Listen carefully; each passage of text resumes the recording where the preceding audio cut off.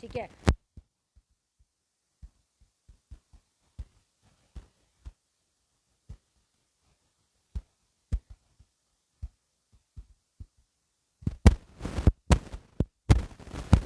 In the city are said to have been his residence, और बहुत सारी अलग अलग बिल्डिंग भी उस शहर में जो थी उनकी रेजिडेंस थी। मतलब रॉबर्ट क्लाइव के ना बहुत सारे घर थे, बहुत सारी उनकी प्रॉपर्टी थी। For his brief life, Robert Clive का मतलब जीवन जो है वो थोड़ा कम रहा था, लाइफ बहुत ज़्यादा नहीं थी उनकी उनकी इस ब्रीफ लाइफ में। And even briefer stay in Madras, उनका मद्रास में बहुत कम रहना रहा। लेकिन Robert Clive seems to have done a lot of moving. Robert Clive ने मूविंग्स बहुत ज़्यादा की, मतलब काम भी बहुत सारे किए और इधर उधर मूव भी बहुत ज़्यादा वो करते रहे। मे बी ट्रांसफरेबल जॉब रही, ठीक है। बिसाइड्स फाइटिंग सम इम्पॉसिबल बैटल्स, इसके अलावा उन्होंने बहुत सारी बैटल्स, बहुत सारे युद्ध लड़े थे इन रिमोट कॉर्नर्स ऑफ इंडिया में। उन्होंने शादी भी की थी एक मैडन, मैडन मीन्स एक कुंवारी लड़की से, इन सेंट मैरी चर्च में in front in Fort Saint George in Madras, ठीक है। फोर्ट मतलब किला, तो एक किला था उसके अंदर Saint George, Fort Saint George, उसके अंदर आपका एक चर्च रहा होगा, उस किले के अंदर सेंट मैरी चर्च, उसके अंदर उन्होंने शादी की होगी। तो यहाँ तक तो हमें रॉबर्ट क्लाइव के बारे में हमने पढ़ लिया, ठीक है। इसे टुकड़ों में तोड़ तोड़ के चलना, हमने पहले पैराग्राफ में क्या पढ़ा, इस चैप्टर को थोड़ा सा ऐसे ही समझाना पड़ेगा मुझे, ये तो बहुत ही कंफ्यूज हो जाते हैं सभी से पढ़ते। देखो सबसे पहले हमने पढ़ा कि हमने पैनकेक के बारे में पढ़ा, जो कि एक मेकअप मटेरियल है जो कि जेमिनी स्टूडियो में यूज़ होता था, बहुत भर भर के यूज़ करते थे। ग्रेटा गार्बो हैं, उन्होंने इसे यूज़ किया होगा, मिस गौहर ने इसे यूज़ किया होगा, विजंती माला ने, क्योंकि सब पुरानी हीरोइन है, उन्होंने मेकअप लगाया होगा। रति अग्निहोत्री ने शायद इसके बारे में नहीं सुना हो, क्योंकि वो बाद की हीरोइन थी। जो मेकअप डिपार्टमेंट था इस जेमिनी स्टूडियो का, फिर ये बताया गया कि जेमिनी स्टूडियो का मेकअप डिपार्टमेंट कहाँ था, तो एक बिल्डिंग में ऊपर के माले पे था। इस ऊपर के माले के बारे में फिर तुम्हें क्या बताया गया, ये बताया गया कि रॉबर्ट क्लाइव का अस्टेबल रहा। फिर तुम्हें रॉबर्ट क्लाइव के बारे में थोड़ा बताया गया कि रॉबर्ट क्लाइव जो थे उनका जीवन थोड़ा छोटा था, और मद्रास में तो और भी कम टाइम पीरियड के लिए रहे थे, उनके काफ़ी सारे रेजिडेंस थे शहर के अंदर। फिर तुम्हें ये बताया गया कि रॉबर्ट क्लाइव ने बहुत सारी फाइट्स लड़ी, मतलब युद्ध हुए रॉबर्ट क्लाइव के। इसके अलावा उन्होंने एक लड़की से शादी भी करी थी, अनमैरिड लड़की से, सेंट मैरी चर्च में की थी। ये चर्च था फोर्ट सेंट जॉर्ज मद्रास में, ठीक है। यहाँ तक रॉबर्ट क्लाइव की कहानी थी, दैट्स इट, बस बात खत्म रॉबर्ट क्लाइव की। अगली बात पे आते हैं, द मेकअप रूम। अब यहाँ मेकअप रूम कैसा था, जेमिनी स्टूडियो कहाँ पता, बिल्डिंग में, समझ में आया, ऊपर के माले पे था, ये सब समझ में आ गया। अब रूम कैसा था उसके बारे में पढ़ेंगे। The makeup room had a look of a hair cutting saloon. जो मेकअप रूम था ना जेमिनी स्टूडियो का, उसका जो लुक था, अगर आप देखो उस मेकअप रूम को, तो ऐसा था जैसे आप बाल कटाने जाते हो और वहाँ पे बहुत सारे शीशे लगे थे, सामने चेयर लगे थे, और इस तरीके का हेयर कटिंग सैलून जैसा उसका एकदम लुक था। With lights at all angles around half a dozen large mirrors, हर तरफ लाइट्स थी, ऑल एंगल्स पे लाइट लगी हुई थी, इस साइड भी उस साइड भी, हर एंगल पे लाइट्स लगी हुई हैं। Half a dozen large mirrors थे, आधा दर्जन बड़े बड़े मिरर्स वहाँ पे लगे हुए थे। Were all incandescent lights. Incandescent lights क्या होती हैं, ऐसी लाइट्स होती है जैसे पीले रंग की लाइट होती है ना बहुत ज़्यादा, जिसमें से ऐसा लगता है जैसे आग निकल रही हो, ऐसी वहाँ पे लाइट लगी हुई थी। जैसे येलो बल्ब पहले आते थे तो उससे बहुत गर्मी निकलती थी, ऐसी ये लाइट लगी थी। सो यू कैन इमेजिन, आप इमेजिन कर सकते हो कि फायरी मिजरी, यानी कि जैसे अब आपको बहुत ज़्यादा गर्मी लगेगी तो आपको बहुत दुख भी होगा, आपको ख़राब भी लगेगा, आपको गर्मी में पसीने में लथपथ करके बैठा दोगे तो आपको फायरी मिजरी इसीलिए बोला जा रहा है। फायरी मीन्स जैसे आग लग रही हो, आपको बहुत गर्मी लग रही हो, मिजरी मीन्स पेन, ये सब होता था। और उन लोगों के बारे में सोचिए, आप इमेजिन कीजिए जिनको ये फायरी मिजरी बर्दाश्त करनी पड़ती थी, और दो subjected to makeup. Subjected to makeup मतलब जो लोग मेकअप कराते थे। आप ये दिखा रहे हैं कि जो मेकअप रूम है वो, उसके अंदर बहुत सारे बल्ब लगे, बहुत सारी लाइट्स लगी हैं, हर एंगल पे लगी हुई हैं, और जो लोग वहाँ मेकअप कराते थे उनको इस फायरी मिजरी को बर्दाश्त करना पड़ता था, ठीक है। The makeup department was first headed by Bengali. अब सबसे पहले बात करो कि मेकअप डिपार्टमेंट में हेड कौन रहा। पहले एक बंगाली वहाँ पर हेड था, who became too big for the studio and left. जिसको लगता था यार ये मेरे स्टैंडर्ड का अब मेकअप डिपार्टमेंट नहीं रहा, तो वो उसके लिए ये चीज़ ऐसा हो गया कि वो बंदा अपने आप को टू बिग समझने लग गया स्टूडियो के लिए। यार नहीं नहीं, मैं तो फिर कुछ और काम करूँगा, मतलब कोई हाई स्टैंडर्ड जॉब ढूंढूंगा। एंड देन उसने तो छोड़ दिया। तो बंगाली सबसे पहले हेड था और उसको लगा मेकअप डिपार्टमेंट अब उसके स्टैंडर्ड को मैच नहीं कर रहा, बट टू बिग हो चुका है, फिर उसने उसको छोड़ दिया। इसके बाद बात करते हैं, ही वॉज सक्सीडेड बाय अ महाराष्ट्रियन। इसके बाद मेकअप डिपार्टमेंट को हेड करता है एक महाराष्ट्रियन आदमी, हु वॉज असिस्टेड बाय अ धारवाड़ कनिंगा। तो जो उसका असिस्टेंट होता है वो धारवाड़ कनिंगड़ा होता है, आंध्र का। फिर उसके असिस्टेंट आते हैं एक मद्रास इंडियन क्रिश्चियन आता है, वो उसको असिस्ट करता है। एंग्लो बर्मीज़ उसको असिस्ट करते हैं, अनयूजुअल लोकल तमिल्स भी करते हैं। तो इस तरीके से जो मेकअप डिपार्टमेंट में, उसमें ना अलग अलग जगह के अलग अलग स्टेट्स के लोग आके काम करते हैं, ठीक है। एंड एंग्लो बर्मीज़ भी आ गए और यूजुअल लोकल तमिल्स भी वहाँ काम करते थे। ऑल दिस शो, अब ये सब चीज़ें कि अलग अलग जगह स्टेट्स के लोग वहाँ काम करते हैं, ये शो करता है that there was a great deal of national integration. यहाँ से क्वेश्चन आ जाता है, ठीक है। तो वहाँ पर नेशनल इंटीग्रेशन थी long before AIR and Doordarshan begin broadcasting programming on national integration. देखो होता क्या था, पहले बात समझ लेते हैं। पहले ऑल इंडिया रेडियो में और दूरदर्शन यानी टीवी पर, पता है दूरदर्शन चैनल आता था पहले टीवी पर, ठीक है। इतने सारे चैनल नहीं आते थे जैसे तुम्हारे आते हैं आज। रेडियो लोग सुनते थे, ऑल इंडिया रेडियो, और दूरदर्शन टीवी पे एक ही चैनल था दूरदर्शन, ठीक है। वो आता था, उस पर ये दिखाते थे, ऐसे प्रोग्राम्स ज़्यादा दिखाते थे जिनमें राष्ट्रीय एकता की बात हो, देश के अलग अलग लोग इंटीग्रेटेड रूप से काम कर रहे हैं, ऐसा दिखाया जाए कुछ।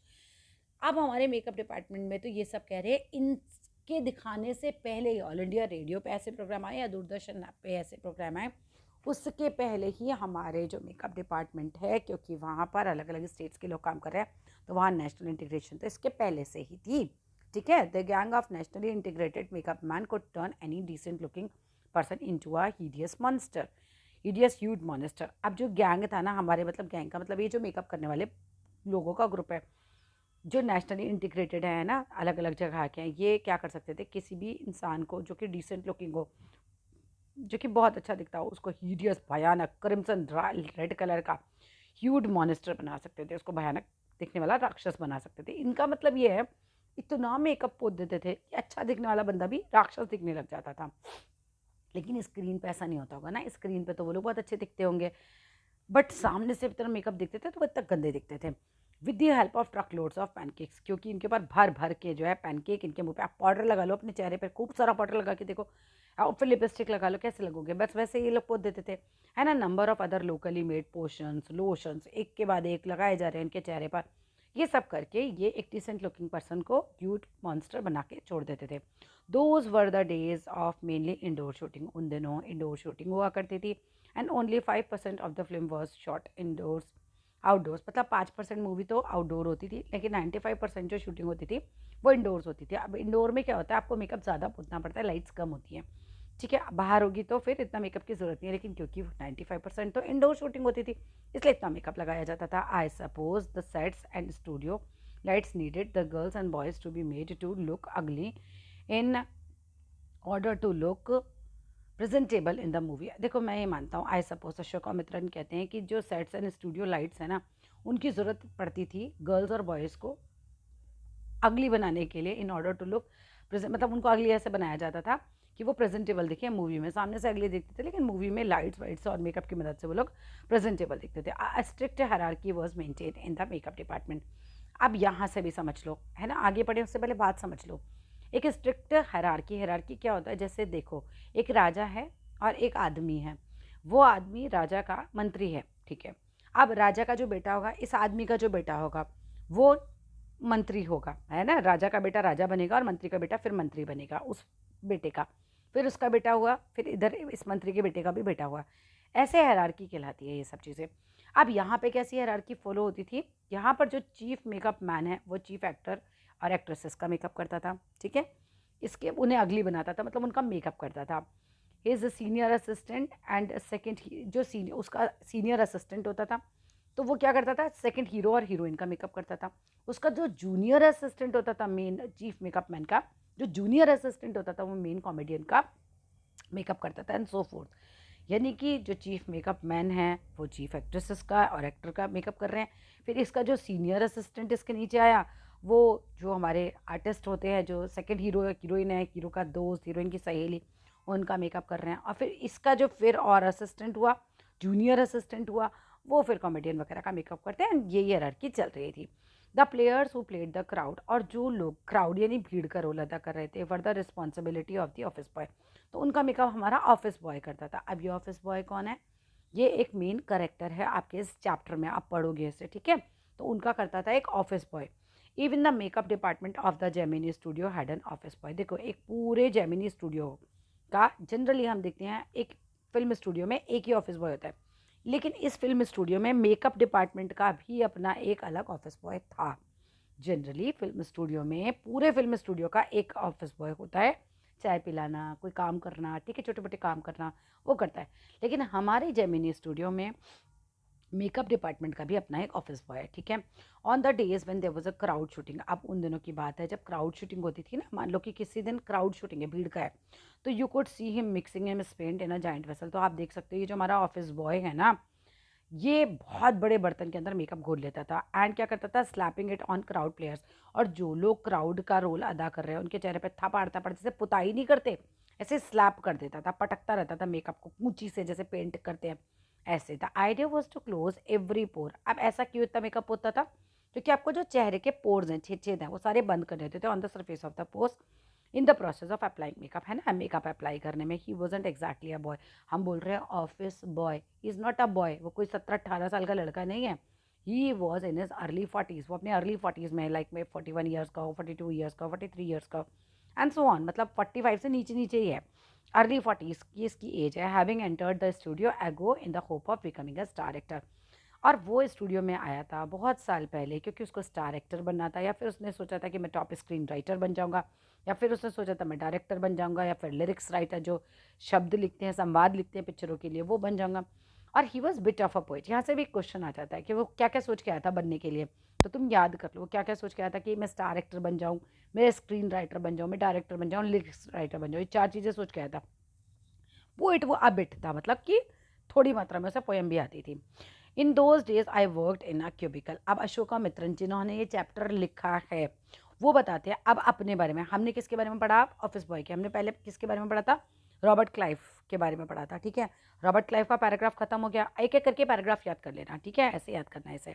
ये सबसे पहले तो मैं पैनकेक के बारे में एक पैराग्राफ दिया, फिर तुम्हें रॉबर्ट क्लाइव के बारे में एक पैराग्राफ आ गया, फिर एक पैराग्राफ ऑफिस बॉय के बारे में आ गया। अब अगला पैराग्राफ आ रहा है अशोका मित्रन जी के अपने बारे में, ठीक है।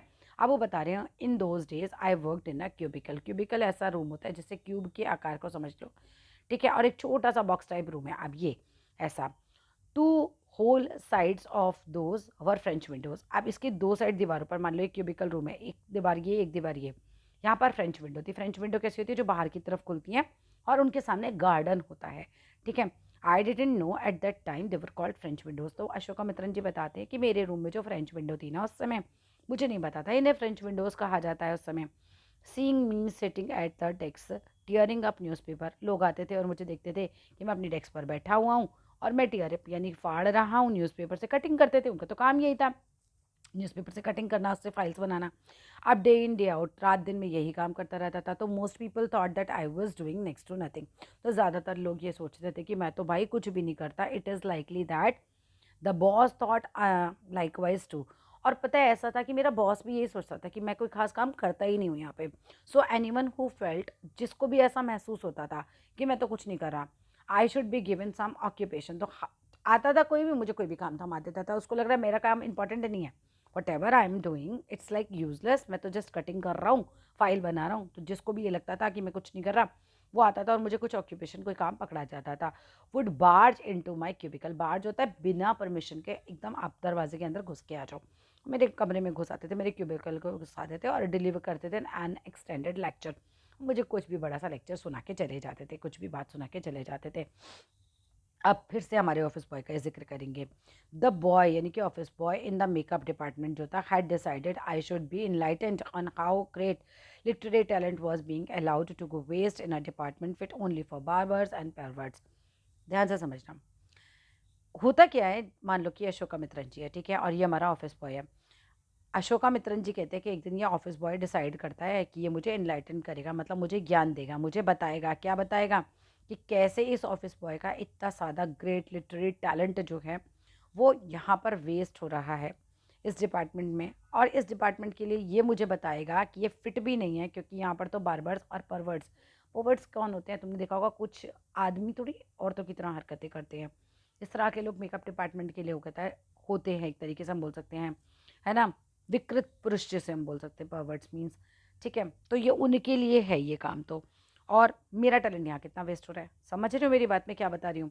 कि अशोका मित्रन जी ये कहते हैं कि ऑफिस बॉय ने एक दिन डिसाइड किया कि वो इनलाइटेंड करेगा मुझे, मुझे बताएगा एक तरीके से। क्या बताएगा, कि ये जो ऑफिस बॉय है ये अपनी दुर्दशा, अपनी दुख भरी कथा मुझे सुनाएगा कि कैसे इसका इतना अच्छा सा जो टैलेंट है ये यहाँ पर वेस्ट हो रहा है डिपार्टमेंट में काम करके।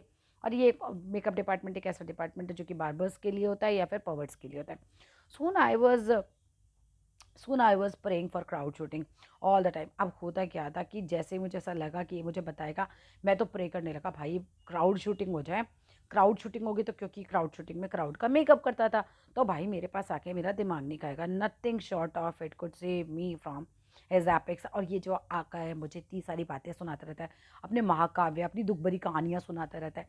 मुझे अगर कोई चीज़ मुक्ति दिला सकती है तो ऑफिस बॉय को बिजी कर दो। बिजी किस में कर दो? मेकअप करवाओ इससे क्राउड की। तो जिस दिन मेकअप होगा क्राउड का, ये बिजी रहेगा और मुझे आके डिस्टर्ब नहीं करेगा मेरे क्यूबिकल में। बात समझ में आई? चलो आगे चलते हैं। In all instances of frustration, अब जितने भी मैंने आपको ये उदाहरण बताए हैं फ्रस्ट्रेशन के, you will always find the anger directed towards a single person openly और कॉवर्टली। देखो, किसी की भी ज़िंदगी में कोई भी दुख होता है ना, तो हम कहते हैं हमारे दुख का कारण ये है वो है। किसी बहू से पूछो सास है, बोले कि सास को पूछो बहू है। बहन को पूछो तो मान लो कि वो किसी को बोल देगी मेरा पति है मेरे दुख का कारण। हर इंसान ना मतलब अपने दुखों का कारण दूसरों को ही समझता रहता है। चाहे तो वो ओपनली बोल दे कि मेरे दुख का कारण है, या वो कॉवर्टली मतलब रहस्यमय तरीके से अपने अंदर ही सोचता रहे मेरे सारे दुखों का कारण ये है। मतलब किसी का बेटा खराब है बहुत ही, मेरे दुखों का कारण मेरा बेटा है। मतलब आप हमेशा अपने दुख का कारण ना दूसरों को समझते हो। तो इन ऑल इंस्टेंसेस, हर प्रकार के उदाहरणों में of frustration, you will always find the anger directed towards a single person. आप अपना पूरा गुस्सा एक सिंगल पर्सन की तरफ निकालते हो। आप चाहे ओपनली निकालो या फिर कॉवर्टली रहस्यमयी तरीके से निकालो। And this man of the makeup department, ये जो हमारा मेकअप बॉय है ना, ये जो मेकअप डिपार्टमेंट का ऑफिस बॉय है, इसको भी गुस्सा है।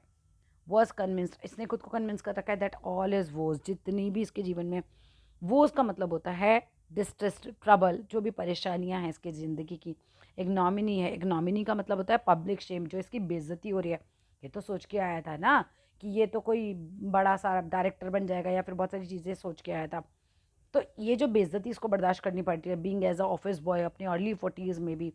एंड जो भी नेग्लेक्ट इसको किया जा रहा है, इसके टैलेंट को नेग्लेक्ट किया जा रहा है, वह ड्यू टू द कोतामंगलम सुब्बू, नया करेक्टर। तो ये सब किसकी वजह से हो रहा है इसकी लाइफ में? कोतामंगलम सुब्बू की वजह से हो रहा है।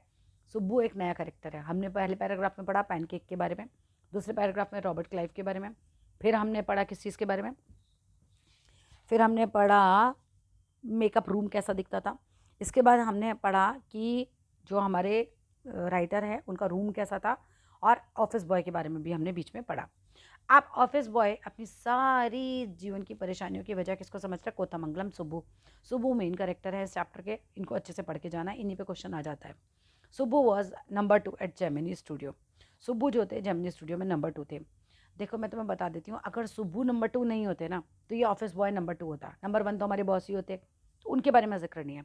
नंबर 2 जेमिनी स्टूडियो में सुब्बू था। He couldn't have had a more encouraging opening in films than our grown up makeup boy had. Subbu जिस समय जेमिनी स्टूडियो में आया था, जेमिनी स्टूडियो में देखो उस ज़माने में ना स्टूडियो बिल्कुल स्टार्ट ही हुए थे, तो इतनी एनकरेजिंग ओपनिंग नहीं होती थी फिल्म्स की। मतलब इतनी सुविधाएं नहीं थी, इस तरह के स्टूडियोज़ नहीं थे, इस तरह की चीज़ें नहीं थी। जैसा कि जब हमारा मेकअप बॉय आता है, वो तो बहुत साल बाद आया है, ठीक है, सुबह सीनियर होंगे, उस समय तक काफ़ी चीज़ें बेटर हो चुकी थी। जैसे कोई कोई चीज़, जैसे मान लो बॉम्बे बहुत पुराना देखोगे तो गांव ग्राम जैसा, लेकिन अब देखोगे तो बहुत सारी बिल्डिंगें बहुत डेवलप हो चुका है। ऐसे ऐसे बता रहे हैं कि जब सुब्बू आया था तो इतना डेवलप नहीं था, इतनी एनकरेजिंग ओपनिंग नहीं थी, है ना। लेकिन जब ऑफिस बॉय आया तो ऐसा नहीं था। ऑन द कॉन्ट्ररी, इसके विपरीत अगर हम बात करें, he must have had the face more uncertain and difficult times.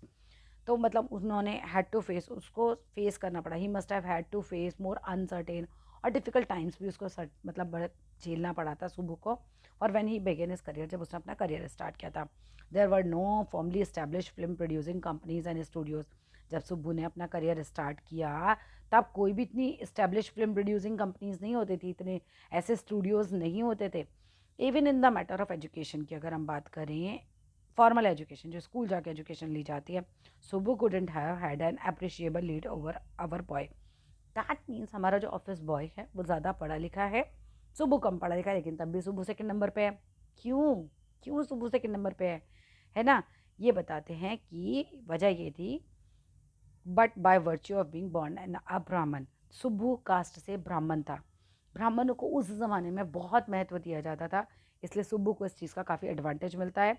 और वर्च्यू ये गुण था, इंडीड वास्तव में ये गुण था उस समय। He must have had exposure to more affluent situation. अब सुब्बू की लाइफ में एफिलेंट सिचुएशन ज़्यादा रहीं। एफिलेंट का मतलब होता है, आप समझ लो पॉजिटिव सिचुएशन ज़्यादा रहीं, बिकॉज ब्राह्मण था ना यार, ठीक है।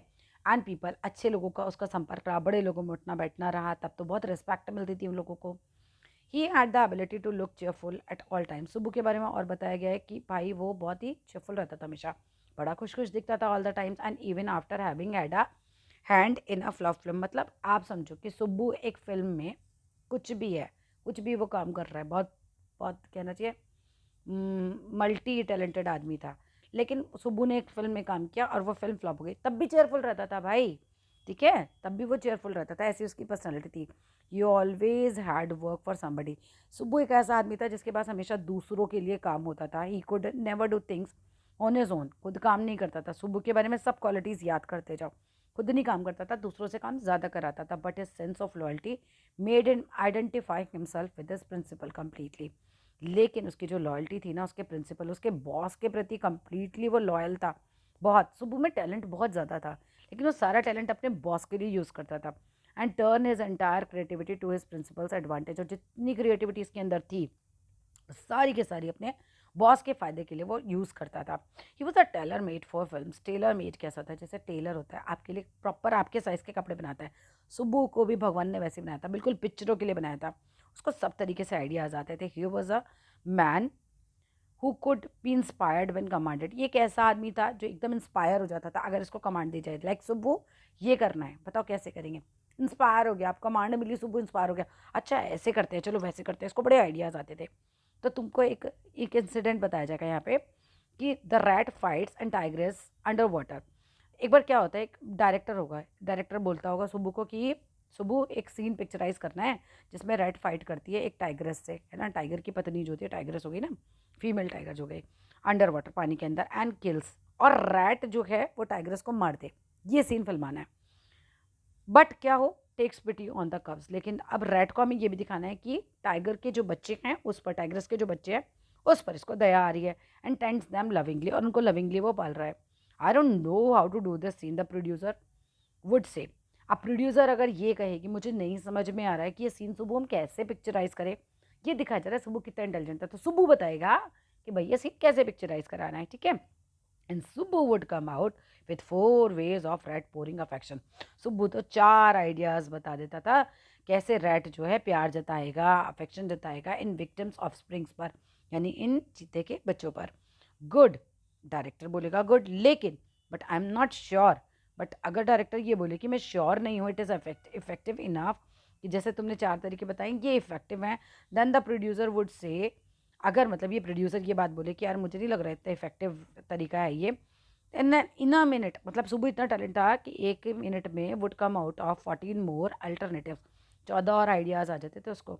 सो इसीलिए हम उसे टेलर मेड बोल रहे हैं, बिकॉज इतना इंटेलिजेंट वो बंदा था और फिल्म मेकिंग की तरफ इतना, मतलब उसका अंदर टैलेंट था, ठीक है। Film making must have been and was so easy with a man like Subbu. अब पिक्चरें बनाना सुब्बू जैसे आदमी के साथ बहुत ही आसान था, बिकॉज उसका फिल्म बहुत एकदम टैलेंट था फिल्मों में। देखो रहे हो, 4 तरीके बताए, नहीं आए तो 14 बता दिए, ठीक है। सुब्बू, लाइक सुब्बू अराउंड, ठीक है, सुब्बू आसपास है तो पिक्चर बनाना आसान है। And if ever there was a man who gave direction and definition, मतलब if ever there was a man, मतलब अगर आपके आसपास कोई ऐसा आदमी है वो डायरेक्शन दे, डेफिनेशन दे, तो बहुत आसान हो जाता है। In Gemini studio during their golden years, मतलब उस समय गोल्डन ईयर्स में अपने जेमिनी स्टूडियो के एक ऐसा आदमी सुब्बू जेमिनी स्टूडियो में मौजूद था जो इस तरह का था। इट वॉज सुब्बू, वो सुब्बू ही था। इट वॉज सुब्बू, ठीक है। अगर हम ऐसा आदमी ढूंढें गोल्डन ईयर्स में कि जो डायरेक्शन दे सके, डेफिनेशन दे सके फिल्म मेकिंग को उस ज़माने में, तो वो सुब्बू था, ठीक है। Subbu had a separate identity as a poet. Subbu की अपनी एक आइडेंटिटी थी, सेपरेट आइडेंटिटी थी एक पोएट की तरह, ठीक है। हमने कहा बिट ऑफ अ पोएट भी था, तो सुब्बू की आइडेंटिटी एक पोएट की तरह भी। And thought and though he was certainly capable of more complex and higher forms. देखो सुब्बू ना पोएम्स भी लिखता था, और वो बहुत डिफिकल्ट, मोर कॉम्प्लेक्स और हायर फॉर्म्स, मतलब बहुत तगड़े लेवल की पोएम्स भी लिख सकता था। ही डेलिबरेटली, मतलब जान पूछ के चूज़ करता था to address his poetry to the masses. लेकिन वो सरल लैंग्वेज में पोइट्री लिखता था जिससे कि मासेस, यानी कि जो आम पब्लिक है, जो भीड़ है, वो उसकी पोएम्स को सुन सके। अगेन एक टैलेंट पता चलता है, सो वो पोएम लिख सकता है, वो हायर फॉर्म्स की पोएम लिख सकता है, मोर कॉम्प्लेक्स पोएम लिख सकता है। लिखता कैसा था, लेकिन वो डेलिबरेटली जान पूछ के कैसी पोएम लिखता था जो कि जनरल मास के लिए हो। नहीं, बिट ऑफ अ पोएट कौन था, वो तो ऑफिस बॉय था ना, सुब्बू नहीं, bit of a poet, office boy था। सुब्बू तो प्रॉपर पोएट्री लिखता है, ठीक है। His success in films ओवरशैडोज। अब देखो, आपको दो काम आते हैं मान लो, अब सुब्बू को पोएम लिखना भी आता है, सुब्बू को दूसरे काम भी आता है, तो जो फिल्म, जब वो फिल्मों में आया तो हिज सक्सेस इन फिल्म्स, जो फिल्मों में उसे सक्सेस मिली उसने ओवरशैडो कर दिया। अब उसका जो एंड ड्राफ्टेड कर दिया, ड्राफ्टेड होता है मतलब जिसे फीका कर देना, इसके लिटरेरी अचीवमेंट्स को, ये जो लिखना है इसको आता था ना, पोएम लिखना, कहानियाँ लिखना, वो अचीवमेंट छिप गए। क्यों? क्योंकि फिल्म मेकिंग में आ गया और वहाँ पर ये ज़्यादा सक्सेसफुल होने लग गया। तो जो एज अ राइटर इसके काम थे वो ओवरशैडोड हो गए, मतलब वो दब गए एक तरीके से। और सो हिज क्रिटिक्स फेल्ट, ऐसा ही इसके क्रिटिक्स भी महसूस करते थे कि सुब्बू के जो भी काम है मतलब एज अ राइटर वो छिप गए हैं एक तरीके से। He composed several truly original story poems, इसने सुब्बू ने बहुत सारी ट्रूली ओरिजिनल स्टोरी पोएम्स लिखी। इन फॉक रिफ्रेन में, फॉक रिफ्रेन का मतलब होता है लोक भाषा में। जैसे आपकी लोक भाषा क्या होती है, जैसे इंडिया है, इंडिया में अलग अलग जगहों पर अलग अलग क्षेत्रीय भाषाएं बोली जाती है, जैसे तो ऐसे ही लोक रेफरेन में, और डिक्शन, डिक्शन होता है बोली, तो इस तरह के अलग डिक्शन में हम कह सकते हैं इसने, डिक्शन होती है लैंग्वेज का स्टाइल, ठीक है, और रिफ्रेन होती है रिपीटेड लाइंस, जो होती है रिफ्रेन होती है रिपीटेड लाइंस। फोक रिफ्रेन मतलब ऐसे जिसमें रिपीटेड लाइंस होती हैं, ऐसा फोक रिफ्रेन। और डिक्शन मतलब हो गया हमारा लैंग्वेज स्टाइल। तो जगह जगह के लैंग्वेज स्टाइल में इन्हें बहुत कुछ लिखा। एंड ऑल्सो रोटा स्प्रॉलिंग नावल, स्प्रॉलिंग नावल भी उसने लिखा जिसका नाम था थिलाना मोहनम्बल। अब भाई इसकी स्पेलिंग याद करके चले जाना, क्योंकि ये आ सकता है थोड़ा मोड़ा कहीं ना आपको घुसाना पड़ सकता है अपने आंसर्स में। With dozens of very deeply, हम बोल सकते हैं डेफ्टली एज्ड करेक्टर। और डेफ्टली एज्ड करेक्टर का मतलब होता है इसने जो भी करेक्टर अपने पूरे नावल के अंदर लिखे, जिस करेक्टर के बारे में लिखा, इसने भी बहुत अच्छे से काम किया। करेक्टर को इसने बहुत ज़्यादा एक तरीके से हम कह सकते हैं जैसे एक करेक्टर के अंदर घुस जाना और बिल्कुल उस करेक्टर के हिसाब से चीज़ें लिखना, ऐसे इन्होंने किया था। तो दैट मीन्स अगेन सुब्बू बहुत ही ज़्यादा इंटेलिजेंट थे, ठीक है। He quite successfully recreated the mood and manner of the devadasis. इन्होंने बहुत सक्सेसफुली रिक्रिएट किए थे मूड को और तरीक़ों को देवदासीज के of the early 20th century. जब अपने नॉवेल्स वगैरह लिखते होंगे तो उसके अंदर है ना, तो 20वीं शताब्दी की जो देवदासीज होती थी, जो मंदिरों में ट्रांस वंस करती थी, उनके मूड को और उनके तरीक़ों को इन्होंने बहुत अच्छे से क्रिएट किया था, रिक्रिएट किया था। He was an amazing actor. Subbu बहुत अच्छे एक्टर भी थे। He never aspired to lead roles, मतलब सुब्बू को कभी ऐसा नहीं लगता था कि मुझे ही मेन रोल मिलना चाहिए, but whatever subsidiary role, कोई भी सेकेंड रोल इनको मिल गया, सब्सिडरी रोल मिल गया, he played in any of the film, वो किसी भी फिल्म में जो भी प्ले करते थे, ही performed better than the supposed main players. लेकिन जो भी मेन प्लेयर्स होते थे ना, उनसे भी अच्छा सुब्बू प्ले कर लेते थे। दैट मीन्स रोल कोई सा भी हो, सुब्बू बढ़िया एक्टर थे, बढ़िया पोइट थे, स्टोरी राइटर थे, और ठीक है एक्टिंग तो बढ़िया कर ही रहे। He had a genuine love for anyone he came across in his house. अब सुब्बू का एक और करेक्टर आता है कि उनके मन में बहुत प्यार रहता था, जेन्युइन लव था, कोई उनके घर आ जाओ, permanent was a permanent residence for dozens for near और फॉर रिलेशनशिप एंड एक्यूटेंसेस। इनके घर में क्या होता था, रिश्तेदार आ जाओ, जान पहचान वाले आ जाओ, सबका स्वागत एक तरीके से, ठीक है। तो इस चीज़ में भी हम बोल सकते हैं कि जेन्युइन लव था उनका हर एक के लिए, ठीक है। उनके घर में परमानेंट रेजिडेंस बन गए थे इनके तो बहुत सारे जो नियर एंड डियर वंस हैं। इट सीम्ड, ऐसा लगता है कि against Subbu's nature, it seems against Subbu's nature to be even conscious that he was feeding and supporting so many of them. मतलब हमें ऐसा लग रहा है कि सुब्बू की नेचर से बिल्कुल ये अपोजिट बात है। सुब्बू का नेचर कैसा था कि उनको फ़र्क नहीं पड़ता था कि वो कितने लोगों को खिला रहे हैं, कितने लोगों को सपोर्ट कर रहे हैं, ठीक है। It seem against Subbu's nature. Subbu के जनरली आपके घर में अगर बहुत ज़्यादा लोग आ जाने लगे आपको अच्छा नहीं लगेगा, लेकिन ये सुब्बू के नेचर के अगेंस्ट बात है। सुब्बू को अच्छा लग रहा है, सुब्बू को कोई फ़र्क नहीं पड़ रहा है कि कितने लोग आके फीड कर रहे हैं, ठीक है, कितने लोगों को सपोर्ट कर रहे हैं। सच अ चैरिटेबल आदमी था एंड इन प्रोविडेंट। इम्प्रोविडेंट का मतलब होता है बेपरवाह आदमी, उसको ज़्यादा परवाह नहीं थी कि कितने आ रहे हैं कितने खा रहे हैं, बढ़िया आदमी था सुब्बू, ठीक है। And yet he had enemies, लेकिन तब भी सुब्बू में इतनी क्वालिटीज़ मैंने आपको गिना दी पूरे पेज पे, फिर भी सुब्बू के एनिमीज थे, लोग सुब्बू से चिढ़ते थे, जलते थे, दुश्मन थे उसके। वॉज इट बिकॉज, क्या ऐसा इसलिए था कि seemed so close and intimate with the boss. देखो सुब्बू जो था ना बॉस के बहुत क्लोज था, है ना। जो जेमिनी स्टूडियो के बॉस है मिस्टर वासन, इनका नाम आएगा आगे, इनके ये बहुत ज़्यादा क्लोज थे। तो क्या ऐसा इसलिए लोग चलते थे सुब्बू से। और हिज रेडीनेस, अब रेडीनेस का मतलब क्या होता है, टू से नाइस थिंग्स। अब ये क्या करते थे, लोगों के लिए अच्छा अच्छा बोलते थे। रेडीनेस होता है, इनके अंदर उत्साह था, इनकी इच्छा होती थी, हम बोल सकते हैं। ये अच्छा अच्छा बोलते थे सबके बारे में, नाइस थिंग्स बोलते थे, एवरीथिंग, हर एक चीज़ के बारे में, things about everything. In any case there was this man in the makeup department. But अब कुछ भी बोलो, किसी भी किस तरीके से मानो, मेकअप डिपार्टमेंट में एक आदमी था who would wish the direct things for Subbu, जो कि डायरेस्ट थिंग्स, सॉरी डायरेस्ट थिंग्स मतलब जो भी खराब से खराब हो सकता है ना, सबसे खराब, वो सुब्बू के बारे में सोचता था। कौन सोचता था सबसे खराब? हमारा ऑफिस बॉय। देखो, ऑफिस बॉय के अंदर बहुत सारी क्वालिटीज़ थी, लेकिन फिर भी सुब्बू नंबर 2 बन गया। बॉय नंबर 1 से कोई मतलब नहीं, वो तो बॉस ही रहेंगे।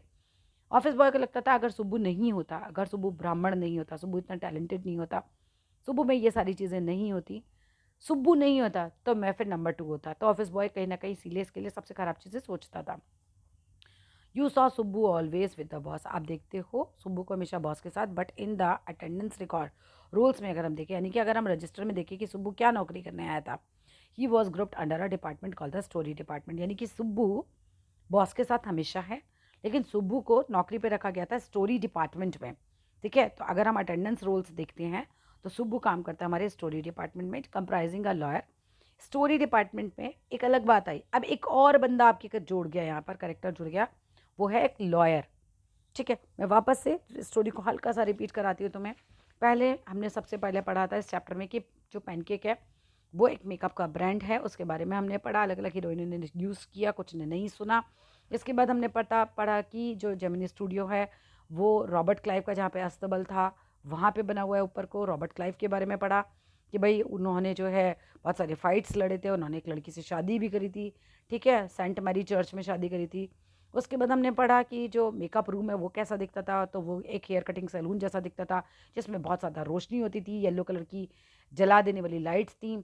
और फिर हमने पढ़ा कि वहाँ पर जो है नेशनल इंटीग्रेशन थी, यानी कि अलग अलग टाइप के लोग, अलग अलग स्टेट के लोग काम करते थे। हमने पढ़ा इतना मेकअप देते थे कि वो लोग राक्षस जैसे दिखने लगते थे। फिर हमने धीरे धीरे पढ़ा कि जो वहाँ पर एक ऑफिस बॉय काम करता है, ऑफिस बॉय का काम है क्राउड का मेकअप करना।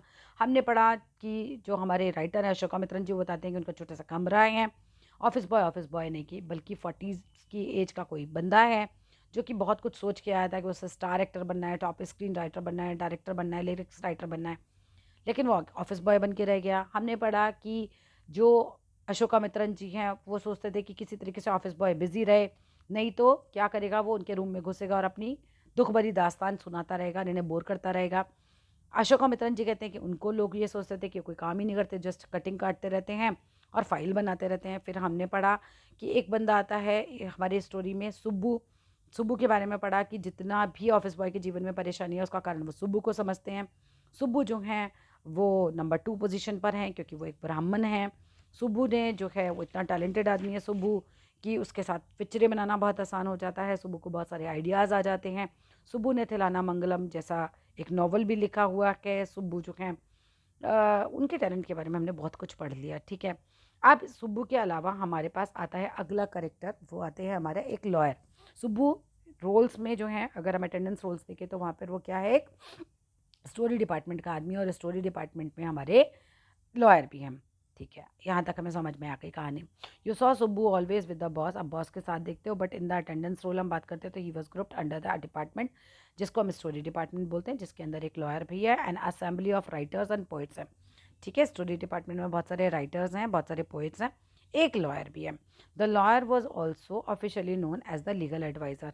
अगर हम लॉयर की बात करें तो हम उसको लीगल एडवाइज़र बोलते हैं ऑफिशियली, बट एवरीबडी जो भी वहाँ पे काम करते हैं स्टोरी डिपार्टमेंट में referred him as the opposite, मतलब उसको लीगल एडवाइज़र नहीं बोलते। क्यों, ऐसा क्या हुआ था? इसके लिए कुछ नेगेटिव थॉट्स है लोगों के मन में इस वकील के प्रति। क्यों लीगल एडवाइज़र के प्रति? देखो, एन एक्सट्रीमली टैलेंटेड एक एक्ट्रेस थी हु वॉज ऑल्सो, अब ये एक्ट्रेस के बारे में भी आ गया, एक और करेक्टर प्लस हो गया, प्लस करते जाओ करेक्टर्स को। ठीक है, अब एक हीरोइन थी, बहुत टैलेंटेड एक्ट्रेस थी, who was also extremely temperamental. Temperamental थी जैसे तुनक मिजाज होते हैं ना, जल्दी गुस्सा आ जाता है। Once blew over on the set, एक बार उसे गुस्सा फट गया उसका सेट पे। Well everyone stood stunned, आप सब लोग ना जब इसका गुस्सा फटा सब एकदम स्टंट रह गए, देखते रह गए। लॉयर ने क्या किया, क्वाइटली स्विच ऑन कर दिया रिकॉर्डिंग इक्विपमेंट को, इसकी आवाज़ रिकॉर्ड कर ली। व्हेन द एक्ट्रेस जो थी वो पॉज हुई, रुकी फॉर अ ब्रेथ, सांस लेने के लिए। The lawyer said to her, lawyer ने कहा 1 मिनट रुको, है ना, and played back the recording. Recording चला दी। देयर वाज नथिंग इनक्रिमिनेटिंग, ऐसा नहीं था कि उसने कोई बहुत बुरे शब्द बोल दिए, इनक्रिमिनेटिंग बोल दिया, या फिर अनमेंशनेबली कोई ऐसे वर्ड बोल दिए जो कि बहुत ख़राब हों, फॉल हों अबाउट। बट बस उसने, एक्ट्रेस ने क्या किया था, जो उसके मन में था ना अगेंस्ट जो प्रोड्यूसर के, बस उसने अपनी भड़ास निकाल दी थी। टायरेड मीन्स एक तरीके से भड़ास निकाल देना। एक्ट्रेस की भड़ास निकल रही थी against producer. But when she heard her voice, लेकिन जैसे ही इस एक्ट्रेस ने अपनी ही आवाज़ सुनी through the sound equipment, she was stuck dumb, वो एकदम चुप हो गई। A girl from the countryside, बेचारी गाँव की एक लड़की थी, कंट्री साइड की थी।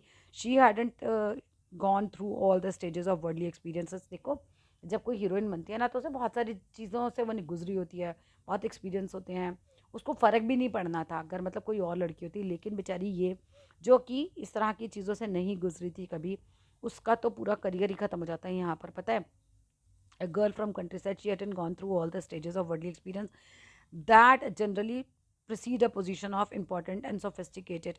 मतलब इस पोजीशन तक पहुँचने के लिए, बहुत sophisticated होने के लिए तब बहुत ज़्यादा लोग ना बढ़ते हैं। That she had found herself catapulted into। अब उसको धक्का बहुत पहुँचेगा यहाँ पे, वो कैटेबुलेटेड मतलब इनटू मतलब पहुँची, कैटेबुलेटेड इनटू पहुँची, इस पोजीशन तक वो पहुँची थी, ठीक है। अब इसके बाद अगर हम बात करें, she never quite recovered from the terror. भाई वो ना अपनी आवाज़ सुन के इतने टेरर में आ जाती है कि कभी रिकवर ही नहीं कर पाती, इससे बाहर नहीं उभर पाती।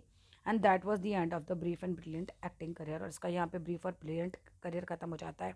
जो लीगल एडवाइज़र थे, जो वकील थे, एक्चुअली वो नहीं चाहते थे ऐसा, उन्होंने तो जस्ट ऐसे ही कर दिया था, प्ले कर दिया, इसकी आवाज़ रिकॉर्ड कर ली, इंटेंशनली वो उसका करियर नहीं ख़त्म करना चाहते थे। इसीलिए लोग इन्हें लीगल एडवाइज़र से अपोजिट बोलते थे, क्योंकि इनकी वजह से हो तो गया ना, भले ही ये नहीं चाहते थे बट करियर तो ख़राब ही हुआ ना। तो the legal adviser who was also a member of story department, हमने पढ़ लिया कि लीगल एडवाइज़र जो थे स्टोरी डिपार्टमेंट के ही मेंबर थे, ठीक है। हैड अनविटिंगली मतलब बिना चाहे हम कह सकते हैं, brought about that sad and, ये सैड एंड ले आते बिना चाहे। While every other member of the department वोर अ काइंड ऑफ यूनिफॉर्म। जो स्टोरी डिपार्टमेंट के लोग हैं वो सब एक काइंड ऑफ यूनिफॉर्म पहनते हैं। क्या पहनते हैं वो? खादी की धोती पहनते हैं with slightly over size and clumsy tailored, जो है वाइट कलर की खादी की शर्ट पहनते हैं।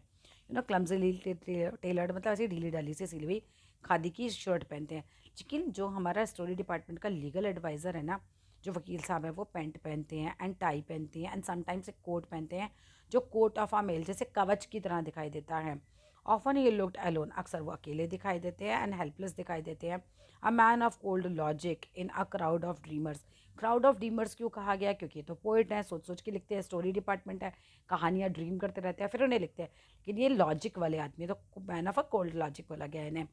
अ natural man, a neutral man in an assembly of Gandhi ditties, यानी गांधी जी को के हिसाब से चलने वाले लोग हैं, उनकी पॉलिसीज़ पे चलने, उनको फॉलो करने वाले लोग हैं। खादी दिटीज यानी खादी पहनने वाले लोग हैं। Like so many of those who were close to the boss, जो और लोगों की तरह जो कि काफ़ी क्लोज हैं बॉस के, तो वकील साहब भी क्लोज थे। He was allowed to produce a film, तो इनको भी फिल्म प्रोड्यूस करने का अलाउ किया गया। And though a lot of raw stock of pancake वहाँ पे बहुत ज़्यादा यूज़ हुआ इनकी फिल्म मेकिंग में। And not much came of the film, और फिल्म से कुछ खास पैसा बना नहीं। Then one day the boss closed down the story department. तो जब इनको बनाने का मौका मिला तो स्टोरी डिपार्टमेंट ही बंद हो गया, क्योंकि इन्होंने जो भी फिल्म बनाई होगी उसमें इतना मेकअप तो यूज़ कर लिया लेकिन फिल्म तो चली ही नहीं। And this was perhaps only instance है ह्यूमन हिस्ट्री का वेयर एक लॉयर ने जॉब खो दी अपनी पोइट की वजह से, और उसे घर जाना पड़ा क्योंकि स्टोरी डिपार्टमेंट ही बंद हो गया। स्टोरी डिपार्टमेंट में पोइट्स थे, स्टोरी राइटर्स थे और लॉयर भी था। जब स्टोरी डिपार्टमेंट बंद हुआ, पोइट्स और राइटर्स ने स्टोरी लिखी होगी, इस इतनी गंदी स्टोरी लिखी है, कुछ भी हुआ, इतना मेकअप यूज़ हो गया, फिल्म फ्लॉप हो जाती है और ये स्टोरी डिपार्टमेंट बंद होता है और लॉयर की नौकरी चली जाती है। ठीक है, यहाँ तक लॉयर के बारे में था। आगे पढ़ो। Gemini studio was a favourite haunt for poets like SD योगियार। अब जेमिनी स्टूडियो जो था ना, ये फेवरेट जगह थी कुछ पोइट्स वगैरह के लिए, बता रखा है तुम्हें, जैसे कि नाम दिए SD योगियार, संगू सुब्रमण्यम, कृष्ण शास्त्री, हरिनाथ चट्टोपाध्याय, इन सब के नाम याद कर लेना। It had an excellent mess which supplied good coffee. अब इनके पास ना एक बहुत अच्छी मैस थी, मैस जैसे कैंटीन होती है आपकी। अब यहाँ पर जेमिनी स्टूडियो में एक बढ़िया सी मैस थी, वहाँ पे बढ़िया सी कॉफ़ी मिलती थी at all times of the day for most part of the night पे, मतलब रात में दिन में सब अच्छे से कॉफ़ी मिलती थी। तो दोज वर द डेज, ये उन दिनों की बात है जब कांग्रेस रन कर रही थी मेंट प्रोहिबिटेशन, मतलब एक तरीके से शराब बंदी थी, आप इकट्ठे बैठ के शराब नहीं पी सकते। तो फिर मीटिंग ओवर अ कप और a coffee was rather satisfying entertainment था। तो लोग इकट्ठे बैठ जाते थे कॉफ़ी पीने के लिए और बहुत सेटिस्फाइंग था सबके साथ एंटरटेन करना, बातें करना। बैरिंग द ऑफिस बॉय को छोड़कर, हम बोल सकते हैं बैरिंग द ऑफिस बॉय को छोड़कर और कपल ऑफ क्लर्क्स को छोड़कर, कुछ क्लर्कों को छोड़कर, everybody else at the studio radiated leisure, सब लोग जो थे वो फुर्सत भरे क्षणों को एंजॉय करते थे, जो कि प्री रिक्विसाइट है फॉर पोइट्री, यानी कि आपको पोइट्री लिखनी है तो आपके लिए तो ये ज़रूरी भी है, हम कह सकते हैं। प्री रिक्विसाइट मीन्स ज़रूरी है पोइट्री लिखने के लिए कि आपको थोड़ा दिमाग आपका हमेशा फ्री सा रहे। मोस्ट ऑफ दैम वोर खादी, ज़्यादातर जो हमने पढ़ा पोइट्स वगैरह जो थे खादी पहनते थे, गांधी जी की वर्शिप करते थे। बट बियॉन्ड दैट, इसके अलावा they had not faintest appreciation for political thought of any kind, मतलब इसके अलावा इनको कुछ नहीं पता था पॉलिटिक्स के बारे में। जस्ट वो गांधी जी को फॉलो करते थे, खादी पहनते थे, बट इससे ज़्यादा इन्हें पॉलिटिक्स के बारे में कोई नॉलेज नहीं थी। ठीक है। Naturally they were all adverse to the term communism. अब यहाँ बहुत इंपॉर्टेंट है, यहीं से कन्फ्यूजन और ज़्यादा शुरू हो जाएगा। ये जितने पोइट्स हैं स्टोरी डिपार्टमेंट के जिनकी हमने बातें करी, ये लोग बैठते हैं, शराब नहीं पी सकते, कॉफ़ी पीते हैं साथ में, ये लोग खादी पहनते हैं, ये लोग थोड़ा सा मौज मस्ती करते हैं, बैठते हैं, बातें करते हैं। पॉलिटिकली इनको ज़्यादा कुछ आता नहीं है, लेकिन ये सारे के सारे कम्युनिज्म के खिलाफ हैं, इनको साम्यवाद बिल्कुल पसंद नहीं है। अब कम्युनिस्ट कौन होता है इनके हिसाब से? Communist was a godless man, एक ऐसा आदमी जिसके अंदर भगवान ही नहीं है, यानी कि जिसके अंदर दया नहीं है। ही हैड नो फैलियल मतलब संतान के प्रति प्यार या माता पिता के प्रति प्यार, और कॉन्जुगल लव होता है पत्नी या पति के प्रति प्यार, जिसके अंदर ना संतान के प्रति प्यार होता है, ना माता पिता के प्रति प्यार होता है, पत्नी का या पति के प्रति प्यार होता है। ऐसा आदमी होता है इनके हिसाब से communist. He had no compunction about killing, मतलब एक ऐसा आदमी जिसको कोई संकोच नहीं है। कंपक्शन मीन्स संकोच, जिसको कोई संकोच नहीं होता, अगर वो अपने पेरेंट्स को मार दे, अपने चिल्ड्रन को मार दे, इनके हिसाब से कम्युनिस्ट आदमी इतना बुरा होता है। ठीक है, पेरेंट्स को मारते, चिल्ड्रन को मारते। ही वॉज ऑलवेज आउट, वो जब भी बाहर निकलेगा to cause and spread unrest.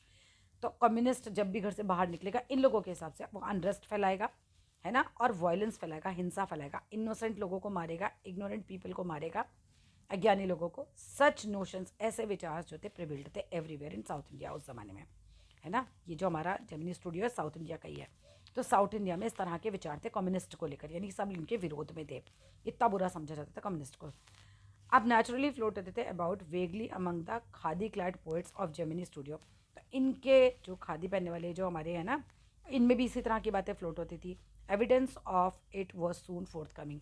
अब क्योंकि जो जेमिनी स्टूडियो वाले हैं वो भी कम्युनिस्ट के खिलाफ है, कम्युनिज्म के खिलाफ है, ये चीज़ आपको एविडेंस मिलेगा। अब आगे क्या एविडेंस मिलेगा?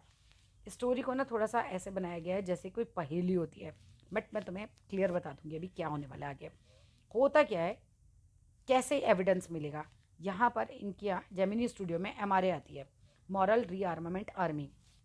When Frank Buchman's moral rearmament army आती है, इसके अंदर कुछ 200 लोग होता है जो विजिट करते हैं मद्रास में।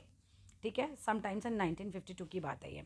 दे could not have found a warmer host in India than the Gemini studio. जब ये लोग आते हैं ना जेमिनी स्टूडियो में, ये भी ये बता रहे हैं कि इनको जेमिनी स्टूडियो की तरह इतना वेलकम करने वाला इंडिया में कोई और नहीं मिलेगा। इतना अच्छे से जेमिनी स्टूडियो ने लोगों का वेलकम किया था। मैं बता देती हूँ, ये कम्युनिज्म के खिलाफ काम करने वाला एक ग्रुप था। तो मैं यहाँ पर छिपा के रखेंगे, मैंने तुम्हें बता दिया, क्योंकि जब छिपा रखा था तो मुझे भी कन्फ्यूजन हो रहा था ये कौन सा ग्रुप आ गया। क्योंकि देखो यहाँ पर जेमिनी स्टूडियो के जो पोइट्स वगैरह हैं ये सब कम्युनिज्म के खिलाफ है। ठीक है, तो इसीलिए ये ग्रुप बुलाया गया होगा, ये भी कम्युनिज्म के खिलाफ था। ठीक है, या आया होगा अपने आप ये, क्योंकि ये कम्युनिज्म के खिलाफ था, ये काउंटर मूवमेंट चला रहे थे इंटरनेशनल कम्युनिज्म का।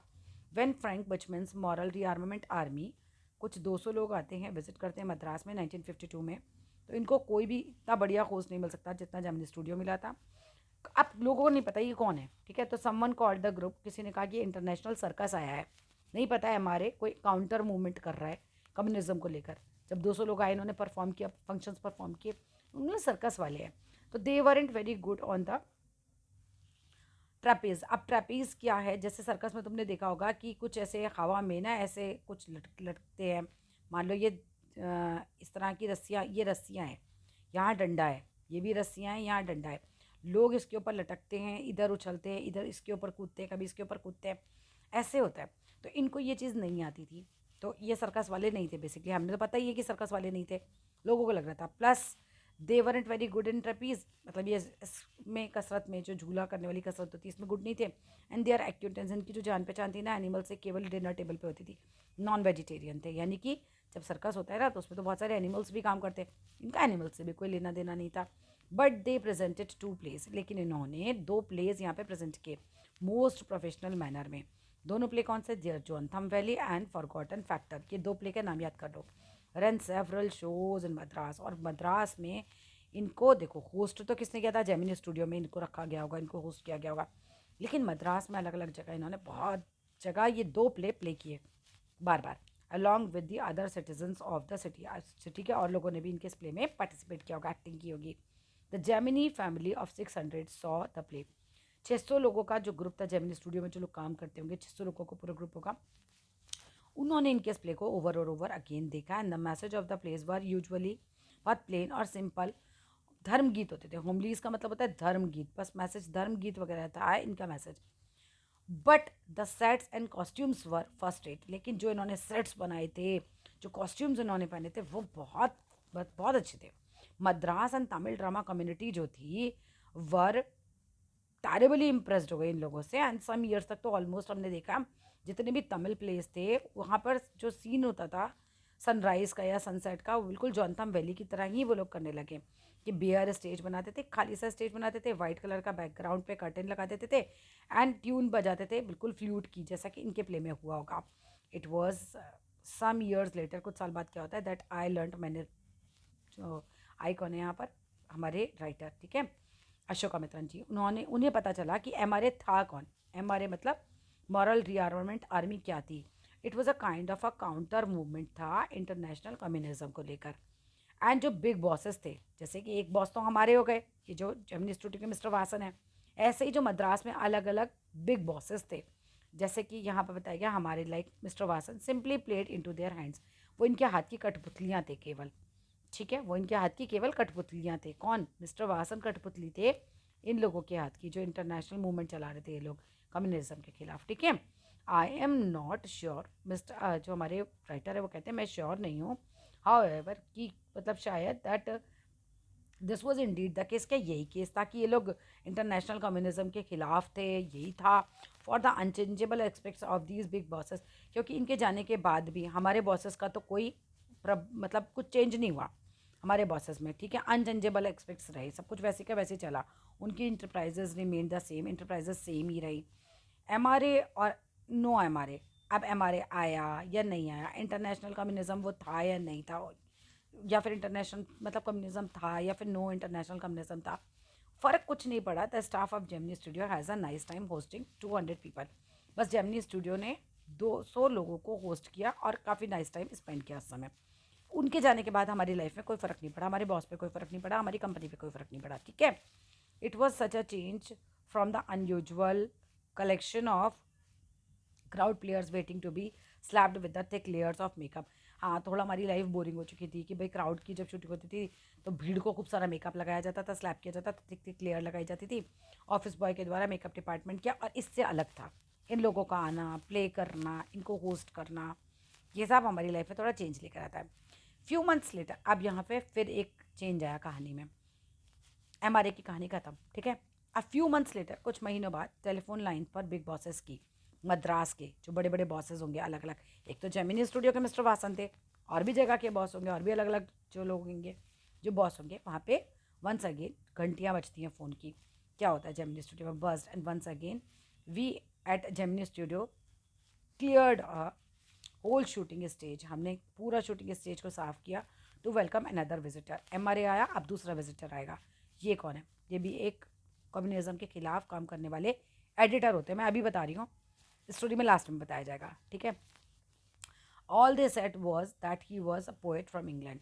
अब हम लोगों को नहीं पता ये कौन आ रहे हैं, तो लोगों ने कहा कि कोई पोएट आ रहा है लगता है इंग्लैंड का, the only poets from England. अब ओनली पोइट इंग्लैंड के जो जेमिनी स्टूडियो वाले बेचारे सिंपल से स्टाफ के लोग थे, वो जानते थे, कुछ पोइट्स के नाम दे रखे जैसे वर्ड्सवर्थ को जानते थे, टेनिसन को जानते थे, और जो मोर लिटरेट थे, जो ज़्यादा पढ़े लिखे थे जेमिनी स्टूडियो में लोग, उनको लगा कि कोई कीट्स आ रहे होंगे, शैली आ रहे होंगे, बायरन आ रहे होंगे, ये भी इंग्लिश पोइट्स ही हैं, ये आ रहे होंगे इनमें से कोई।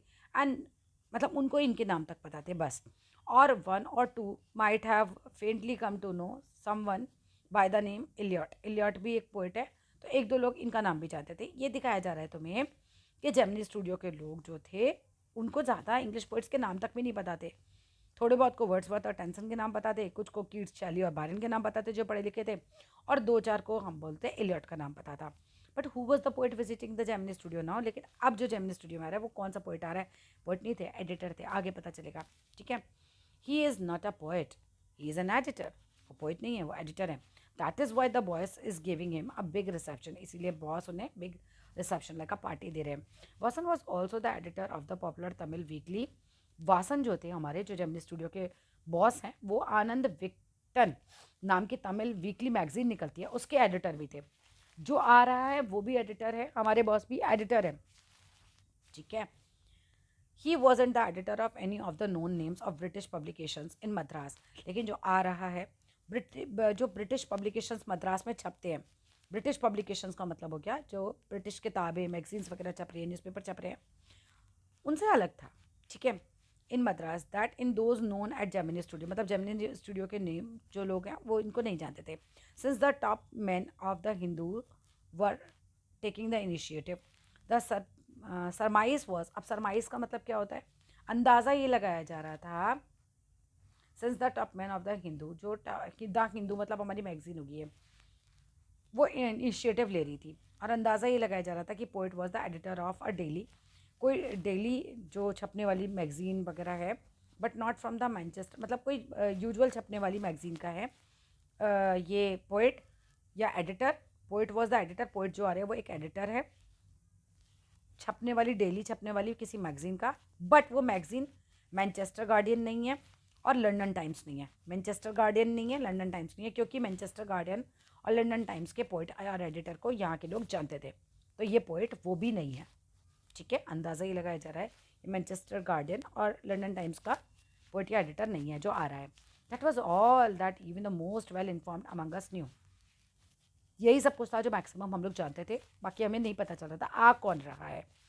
एट लास्ट क्या होता है, अराउंड 4 इन द आफ्टरनून, 4 बजे के आसपास का टाइम होता है, पोइट और द एडिटर, आप बोल लो कोई भी, लास्ट में पता चलेगा एडिटर है ये, वो पहुंच जाता है। He was a tall man, काफ़ी लंबा होता है और इंग्लिश बोलने वाला आदमी होता है, बहुत सीरियस होता है, and of course very unknown to all of us. हम तो जानते ही नहीं थे भाई, आनंद है ना, वो बताते हैं जो हमारे राइटर है कि हमें नहीं पता वो कौन था। Battling with half of a dozen pedestal fan. अब हम हवा खा रहे थे, आधा दर्जन वहाँ पेडेस्ट्रल फ़ैन लगे थे। पेडेस्ट्रल फ़ैन कैसे होते हैं? इस तरीके के, ऐसे ना पैरों वाला फ़ैन होता है ऐसे। ठीक है, हाफ ऑफ अ डजन वहाँ पे ऐसे फ़ैन लगे हुए थे शूटिंग स्टेज पे। The boss read out a long speech. Boss ने वहाँ पर एक लंबी सी स्पीच पढ़ी। It was obvious that he too knew precious little about the poet. ऐसा समझ में आ रहा था कि हमारे बॉस को भी कुछ पता नहीं है ये पोइट या फिर एडिटर के बारे में। ठीक है, the speech was all in the most general terms. जो भी स्पीच थी बहुत ही जनरल टर्म्स पे थी, but here and there it was peppered with words, मतलब कुछ कुछ शब्द आ रहे थे इसमें, जैसे फ्रीडम का, डेमोक्रेसी का, ऐसे ऐसे शब्द यूज़ हो रहे थे। Then the poet spoke. पहले हमारे बॉस ने भाषण दिया।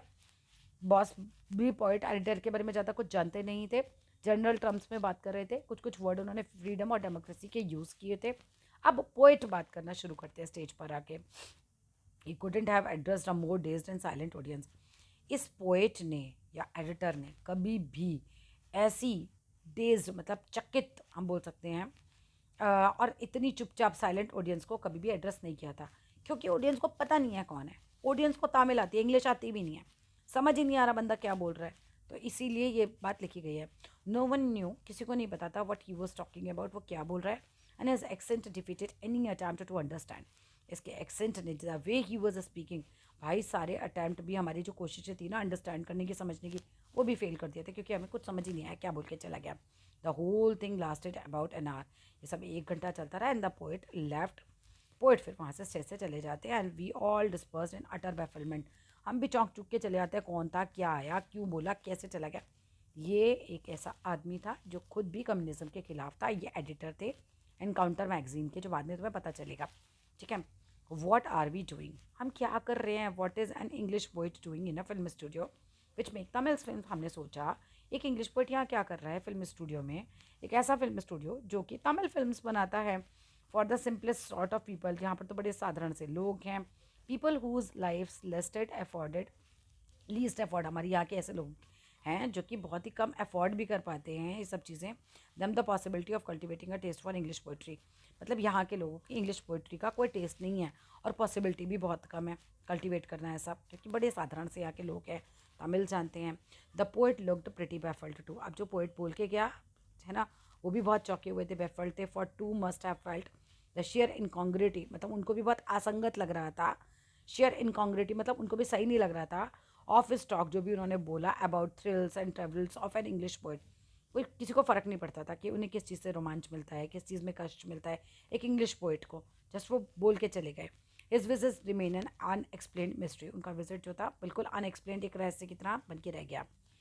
The great prose writers of the world may not admitted, जो ग्रेट प्रोज राइटर्स हैं वो शायद इस बात को एडमिट ना करें। अब एक अलग बात आ गई, पोइट से अलग बात आ गई यहाँ पे। अब अशोकामित्रन जी कहते हैं जो जो प्रोज राइटर्स हैं हो सकता है वो इस बात को ना माने, बट मेरा जो कन्विक्शन है, जो मैं मानता हूँ, जो मुझे लगता है, वो स्ट्रॉन्गर हो जाता है, grows stronger day after day, that pros writing जो है is not and can not be true pursuit of a genius, मतलब ये किसी जीनियस का काम नहीं है प्रोज लिखना। ठीक है, अब यहाँ बिल्कुल अलग बात चल रही है, ऊपर वाली बात से कनेक्ट मत करना, कुछ कनेक्शन नहीं है इसका।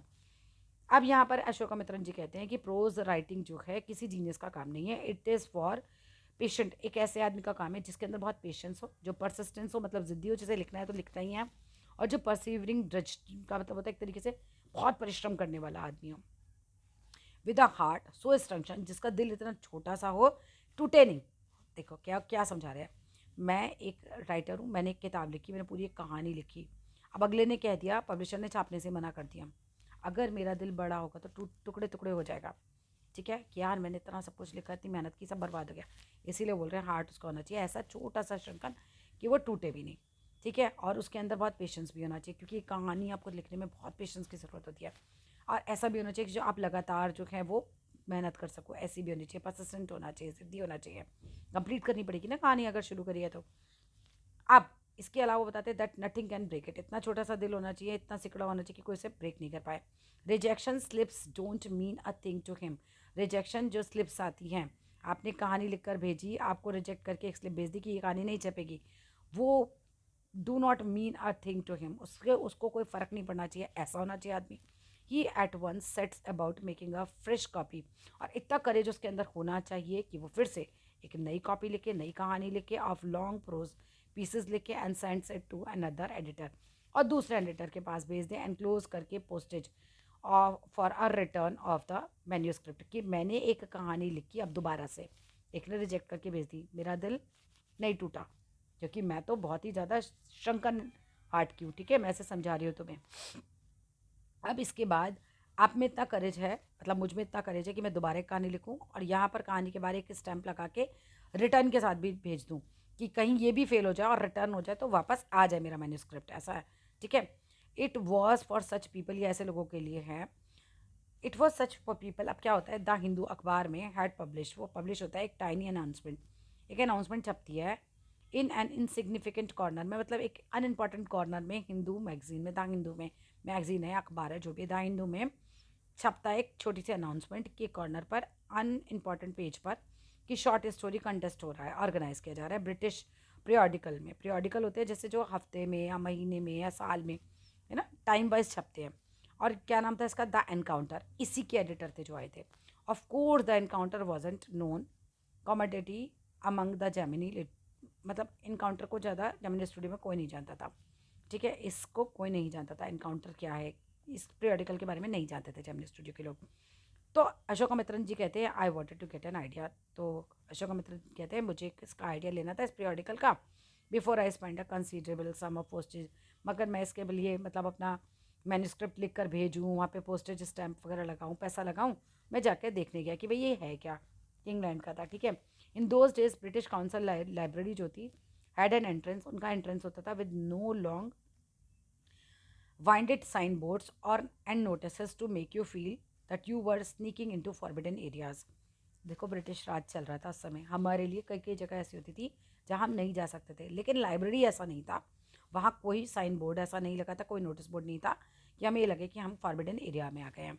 एंड देयर वर कॉपीज़, और वहाँ मैंने एनकाउंटर की कॉपीज़ देखी जहाँ मुझे अपना छपवाना होगा जो भी चीज़ें, laying about in various degrees of freshness, मतलब ऐसे वेरियस डिग्रीज ऑफ फ्रेशनेस में पढ़ी थी, मतलब कोई उन्हें पढ़ता ही नहीं था, और वो नई नई किताबें वहीं पे ऐसे ही पड़ी हुई थी, ऑलमोस्ट अनटच थी बाय द रीडर्स के द्वारा। When I read the editors name I heard a बैल रिंग इन माई शंकन हार्ट, तभी मेरे दिल में एकदम से घंटी बजी। Oh my God, it was the poet who had visited the Gemini studio.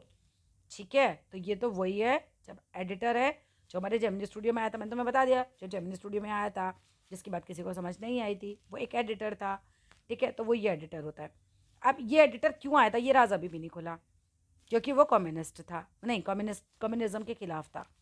ठीक है, I felt like I had found a long lost brother. तो अशोका मित्रन जी कहते हैं, जब मैंने वहाँ पर देखा तो मुझे लगा मेरा कोई बिछड़ा हुआ भाई मिल गया। And I sang as I seal the envelope, मैंने गाना गाया जब मैं एनवलप को सील कर रहा था। And wrote out his address, और उसका एड्रेस लिखा मैंने। ठीक है, अब ये भेजने को तैयार हो जाते हैं जो भी इन्होंने लिखा होगा। I felt that he too would be singing the same song, मैंने महसूस किया कि ये भी जब मेरा एनवलप खोलेगा तो सेम सॉन्ग गाएगा, जैसे दो बिछड़े हुए भाई इंडियन फिल्म्स में डिस्कवर करते हैं जब एक दूसरे को तो गाना गाते हैं। ठीक है, फर्स्ट रील में और फिर फाइनल रील में सेम ही गाना बजता है। Stephen Spender, Stephen that was his name, ये उनका नाम था, जो पोएट एडिटर जिनको बुलाया जा रहा था जो आए थे, ये थे वो। एंड ईयर्स लेटर, बहुत सालों बाद क्या होता है, when I was out in Gemini studio, जब मैं जेमिनी स्टूडियो में काम भी नहीं करता था, ये एक अलग बात आई, थोड़ी रिलेट करेंगे इसे, एक अलग बात आई। आप अशोका मित्रन जी काफ़ी बाद की बात बताते हैं। ईयर्स लेटर क्या होता है, जेमिनी स्टूडियो में आप काम नहीं करता था, and I had much time, मुझे बहुत टाइम होता था, बट नॉट मच मनी, पैसा ज़्यादा नहीं था, अब तो काम भी नहीं करते थे, तो anything at a reduce price पे कुछ भी मिलता था तो मुझे अट्रैक्ट कर लेता था। On the footpath in front of Madras Mount Road post office के सामने क्या हुआ, there was a pile of brand new books का एक ढेर लगा हुआ था, और वो 50 पैसे में बिक रही थी। Actually they were copies of the same book and elegant paperback of American origin, वो सेम बुक ही बिक रही थी, और बहुत अच्छा सा उसका पेपर वगैरह था, स्पेशल लो प्राइस बिक रही थी, स्टूडेंट्स का एडिशन था वहाँ पे जो बिक रहा था, and in connection with 50th anniversary थी रशियन रेवोल्यूशन की, तब वो 50 पैसे में इसीलिए उसे बेच रहे थे। आई पेड 50 पैसा, क्योंकि मैं तो हर सस्ती चीज़ खरीद लेता था, तो मैंने वो खरीद लिया, उसकी कॉपी खरीद ली। किताब का नाम था द गॉड दैट फील्ड, यहाँ पे गॉड था कम्युनिज्म। ठीक है, द गॉड दैट फील्ड, किताब का नाम था। 6 एमिनेंट मैन ने इसको लिखा था, of letters in 6 separate essays इस किताब के अंदर छपे थे, यानी ये किताब थी, इसका नाम था द गॉड दैट फील्ड। 6 इसके अंदर ऐसे लिखे थे, 6 अलग अलग राइटर्स ने लिखे थे। ठीक है, स्टीफन स्पेंडर का भी नाम आएगा इन राइटर्स में। ठीक है, वही जो वहाँ गया था स्टूडियो में। देयर जर्नी टू कम्युनिज्म इन्होंने लिखा था, जर्नी कम्युनिज्म की। पहले इसे गॉड की तरह मानते थे कम्युनिज्म को, लेकिन वो फेल हो गया, और फिर इन्हें कम्युनिज्म की सारी बुराइयां दिखाई दी। एंड देयर डिसल्यूजेंट रिटर्न, जैसे इनका मोह भंग हुआ कम्युनिज्म को लेकर, उसके बारे में इन्होंने छेओ ने लिखा था। ये छेओ पहले कम्युनिज्म को मानते होंगे, फिर द गॉड, इनका ये फेल हो गया, गॉड मतलब इनका कम्युनिज्म इनका भगवान होता था, वो फेल हुआ, उसके डिसइल्यूजन के बारे में इन्होंने लिखा है। कौन कौन थे, Andre Gide's, Richard Wright's, Ignazio रिवलॉन्स, आर्थर कॉस्टर, लुइस फिशर और स्टीफन स्पेंडर भी इसमें से एक थे। Suddenly the book assumed tremendous significance, अब अचानक ये बुक मेरे लिए काफ़ी ज़्यादा इंपॉर्टेंट बन गई। Stephen Spender the poet who had visited Gemini studio, वो वही पोएट है जो जेमिनी स्टूडियो आए थे। In a moment I felt a dark chamber of my mind uplift by the hazy illumination, अब मुझे समझ में आया कि वो क्यों आए थे। उन दिनों कम्युनिज्म के खिलाफ चीज़ें चल रही थी, और ये भी उसके खिलाफ ही कुछ बोलने आए होंगे जो हमें समझ ही नहीं आया था। The reaction to Stephen Spender at Gemini studio was no longer a mystery, अब वो एक मिस्ट्री नहीं रहा। The boss of the Gemini studio may not have much to do with Spender's poetry, poetry से उनको कुछ हमारे बॉस को लेना देना नहीं था, but not with the God that field. ठीक है, गॉड क्या था, communism. That's all in this video, thank you so much for watching. समझ आया हो, अच्छा लगा हो तो ज़रूर लाइक करके शेयर कीजिएगा। Thank you.